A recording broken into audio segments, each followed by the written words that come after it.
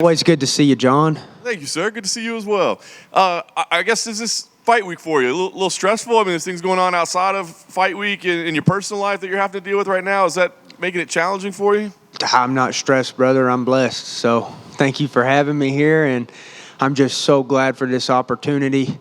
I mean, like my last two fights, I just feel like, the one I had to pull out of, and another one I got sick, and I'm just so healthy and so happy to be healthy for this opportunity. This is the opportunity of a lifetime, and I just can't even tell you how happy I am to be here, that I'm actually here.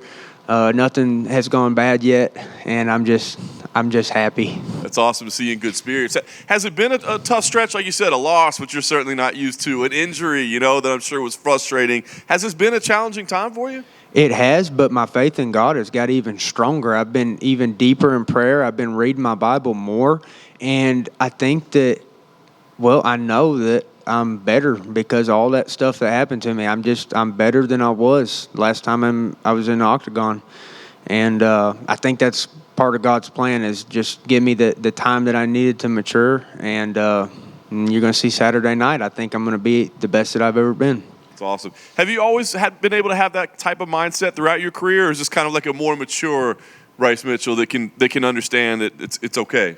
Well, I've got bad anger problems, and so using these situations and not getting angry about it and just working through it has definitely showed maturity.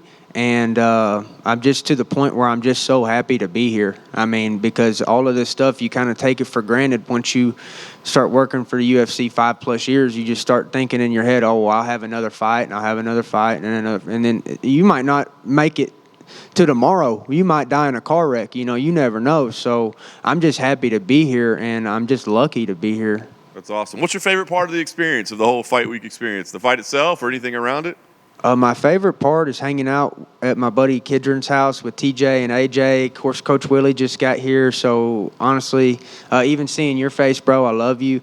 And y'all make me feel like I'm important or something. So, the people of the fight week, I don't get this every day. I cherish these moments. That's awesome, man. All right, well, a great matchup on paper. What do you think about Dan as an opponent, kind of what he presents to you here? I think he hits hard. I think he hits fast. I think he's durable. I know he's never been finished. And I know it's going to be a great fight for the fans. So, y'all got to check this shit out. It's going to be awesome. It looks like on paper the same, like you said, like fireworks, right? Yeah. I mean, so when you see it, is it okay for you to admit, like, hey, I'm probably going to get cracked a couple times. We're probably going to go back and forth a little bit. I'm prepared to. I'll put it that way. Very nice. Win here, man. What do you do? Because, rankings, top of the division, it's right there. I know you're coming off a setback, but, a win here, this would be a big one, right? Do you start calling out some names, or is that not your style?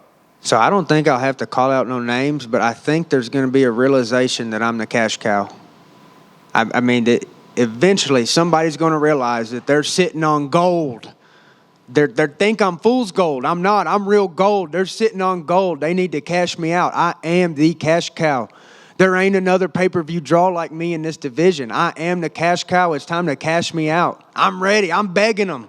Please give me a big fight. I'm begging them. I'm waiting. But obviously, I don't deserve none of that if I can't beat Dan Ige. And that's going to be a hell of a competition between me and Ige. But if I beat Ige, who's to say I don't deserve a top 5, a top 3, a top 2?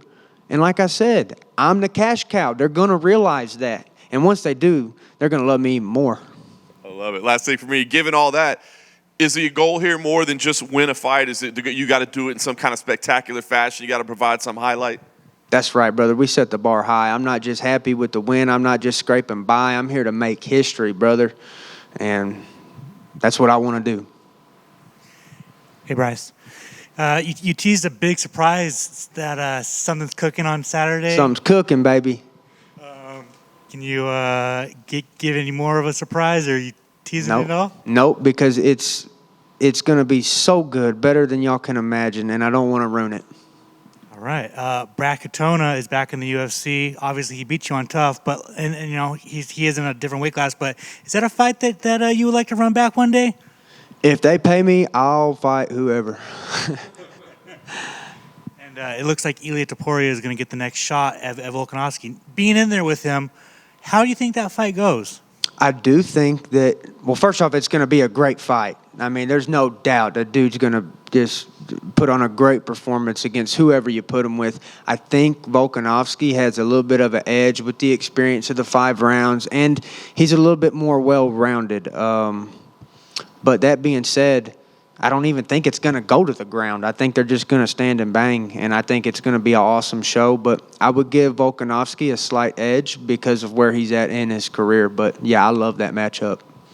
And then it's always fascinating how athletes deal with their first professional loss. So once you get back to the locker room, like, what was going on through your head? What were you feeling like?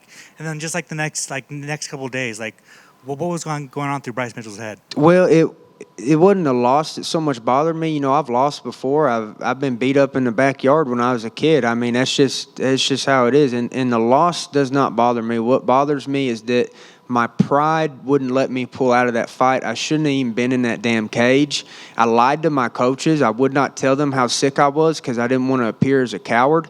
And I took the fight impaired, and then I had to live with the consequences.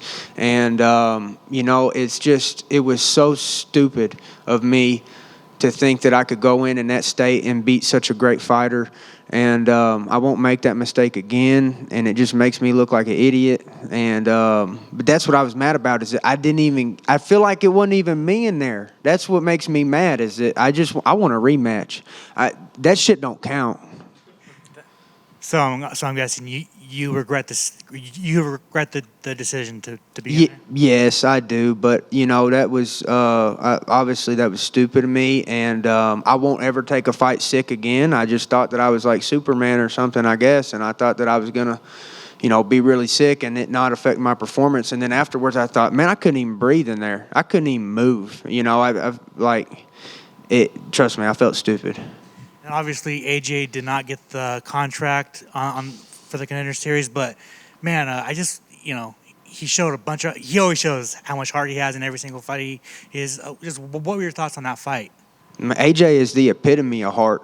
I mean, he's heart and passion and love embodied into a fighter. I mean, this guy, you cannot break him. Actually, watching him lose and then seeing how he responded to it made me think, wow, man, I'm kind of a bitch, because he just don't care. He's just ready to go again. And he was there was some stuff specifically that we need to add into his training camp that we're gonna fix. He ain't done. He ain't even got started yet. I'm telling you right now, that Savage is a problem, and all y'all did was piss him off. I'm telling you, he's coming back 10 times harder. And watching how he handled that loss so well made me reflect on myself and say, man, I need to be more like this guy. Awesome. Thanks, Bryce. Thank you, brother. Bryce over here. Your last 3 fights have been in Las Vegas. Is there any part of you that wants to go out and fight out in different arenas around the world, or is that? I want to fight in Arkansas, baby. Awesome. And Venom debuted new UFC fight kits last week. Did they make any modifications to your Camo Hell shorts? yeah, dude. Look at these shoes. Oh, you talking about the shorts? Yeah, the shorts are special, too. I like these shoes, too. I like everything. The shirt's cool. Shoes are cool. The camo shorts, yeah, they pimped them out. You think they look better than your last ones? I like them. But, you know, it's different strokes for different folks. But, man, I like how they change it up. It's different every time. So, like, at the end of my career, I'm going to have, like, all these different edition shorts. And I'm not ever selling those or nothing like that. Like, I'm keeping that on the wall. Those are going to my great-great-great-grandkids. Do you think more fighters that may be interested in wearing camo shorts should wear, or do you think you like it just being like kind of your own exclusive thing? I would like for everybody to have their own shorts, but, you know, the reason that I got them is because I complained the most, and I complained in a very compelling way. You know, there's a way to complain, you know. I've lived with women long enough to know how to complain to get what you want. And you can't overstep boundaries. You just got to keep pecking and pecking and pecking. And that's what I done for 3 years. And I finally got what I wanted. And not only did I get what I wanted, everybody was happy about it. You know, nobody was mad. Nobody is, you know, so, man, I just did that perfectly. And I prayed for those camo shorts, actually. That was the main thing, is because at one point during that Rona, they told me that I wasn't going to be able to get the shorts because production was shut down. You know how Rona shut everything down. Well, I started praying. I said, God, please let me have these camo shorts. Please, God. And I'm telling you, then I talked to Hunter Campbell, And after some prayers and stuff, I talked to Hunter, and then he made it happen. But that was God. Thank you. Thank you. Bryce, thanks for taking the time. Two quick ones for me. Kind of piggybacking off what you were talking about with Hero, from the shorts, the camo, the look, the brand, the Thug Nasty. How important is it for you in your career and in general as a fighter to be a brand, not just the professional athlete, but like what you just said about like cash me out. I'm the cash cow. Like just to be a brand. That's right, brother. That's what it's all about, is being yourself in here, and that's what people love. And I'm just glad for the opportunity to make infuse my personality into what I'm doing. I have no problem fighting, but my favorite part is just getting to say what I want, do what I want, live the free life that I live. That's what I love about this of the UFC. It gives me freedom. I'm in here fighting for my freedom. You can't be in no NFL team talking how I talk. You can't be on no NBA team talking how I talk. UFC gives me freedom to be who I want to be, and that's what I love. That's why I go in here ready to die, because this is the free. I can't have no other job that gives me this freedom, and that's what I love, brother. I'm free. That's awesome, man, that you use your platform. And I'm sure and last for me, I'm sure your testimony grew with these trials and tribulations, tough times. They might not last, but tough people will. How have you been able to just level up with that? And are you grateful for that experience, even with the losses and the bad decision making that you admitted? Like, I'm going to grow from it. That's right, brother. And I can't even answer the question, because you said everything that needs to be said in the question. I've matured. I mean, literally, what you said is just perfect. You hit the nail on the head. I'm better because of all this stupid shit that I've done. Thank you, sir, and good luck on Saturday. Thank you, brother. Bryce, I just got one question for you. You were at the PI the other day, and you ran into two other fan favorites there, Ricky Turcios and Trevor Peak. Of course. What was that interaction like, and was there cameras around? Because I feel like the conversation between the three of you is something we all probably would have wanted to hear, right? Man, it's just four good old boys hanging out in the hot tub, man. I mean, shoot, we had a great time. I got Trevor's number now.